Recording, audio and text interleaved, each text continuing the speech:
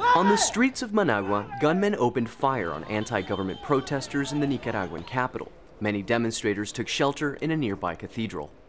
At first we were inside the cathedral, then we went outside and saw how the shootings took place in cold blood, right in front of the cathedral.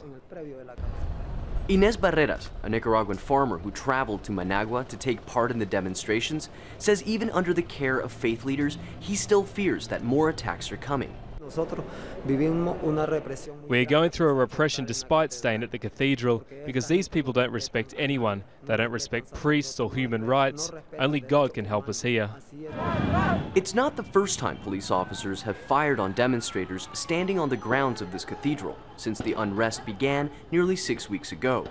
Pro-government paramilitary groups continue to face off with protesters, some wielding homemade mortars. They man barricades and keep a close watch over who they allow pass. Snipers and armed groups believed to be under the command of President Daniel Ortega left at least 16 people dead and another 79 injured after a protest that drew nearly 500,000 people to the streets of Managua. President Ortega, however, continues to deny any involvement in the violence. Humanitarian organizations have condemned the government crackdown on dissenters. ERIKA GUEVARA-ROSAS of Amnesty International says the evidence of human rights abuse by the Ortega government is clear. The use of these paramilitary groups to create a chaos, the use of police, the use of lethal force by police.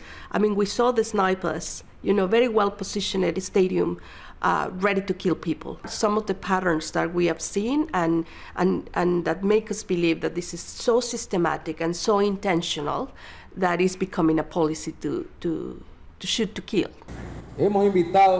Despite the government agreeing to allow an independent commission to investigate the violence of the past 6 weeks, the political unrest in Nicaragua shows no sign of ending soon. There have been about 100 confirmed deaths since the start of the crisis. Manuel Rapalo, Al Jazeera, Managua.